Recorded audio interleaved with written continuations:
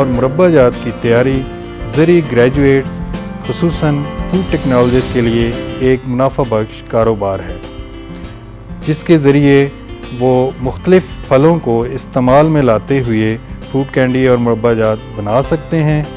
Fruit candy کو snack جبکہ مربع جات کو روایتی دوا کے طور پہ استعمال کیا جاتا ہے۔ مارکیٹنگ اور محفوظ کاری کی سہولتوں کے فقدان کی وجہ سے ملک میں سالانہ تقریباً 30 سے 40% پھل ضائع ہو جاتا ہے۔ پھلوں کی ویلیو ایڈیشن کے لیے فروٹ کینڈی اور مربع جات کا کاروبار نہایت اہم ہے۔ اس سے نہ صرف پھلوں میں برداشت کے بعد کے نقصانات کم ہوں گے بلکہ پھلوں میں ویلیو ایڈیشن کا رجحان بھی بڑھے گا۔ فروٹ کینڈی اور مربع جات بنانے کے لیے قدرے کچا اور سخت پھل درکار ہوتا ہے۔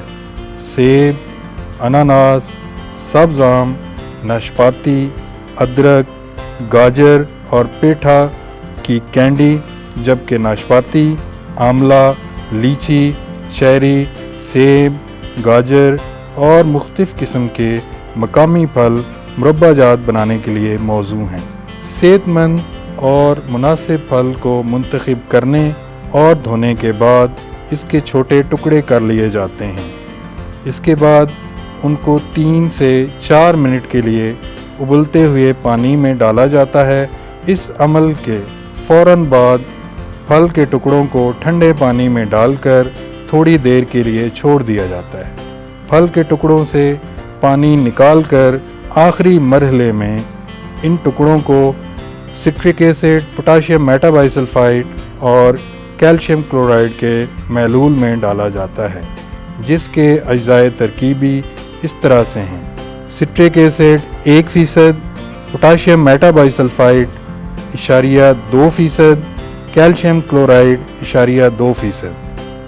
آخر میں پھل کے ٹکڑوں کو چینے کے پتلے سے گاڑھے سیرپ، جو کہ 20% سے 70% چینی پر مشتمل ہوتا ہے، میں بتدریج ڈالا جاتا ہے تاکہ وہ چینی جذب کر سکیں۔